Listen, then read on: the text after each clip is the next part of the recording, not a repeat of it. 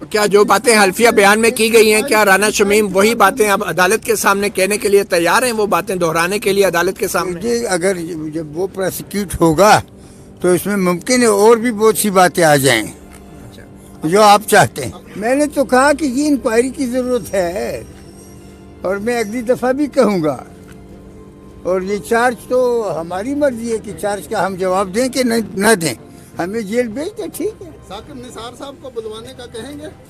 وہ تو آج کہا کسی نے، پاکستان بار کونسل نے کہا کہ دوسرا سائڈ جو ہے کاؤنٹر ایفیڈیوٹ پیش کرے عدالت میں، لیکن انہوں نے اس کو نظر انداز کیا۔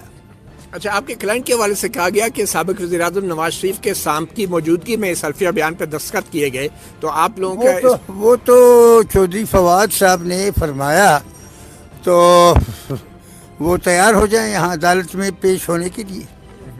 ہاں بھی اس کو دیکھیں گے کہ آپ وہاں کیسے تھے اس وقت، تو شاید آپ کوئی میری طرح تھرڈ کلاس قسم کے وکیل تھے۔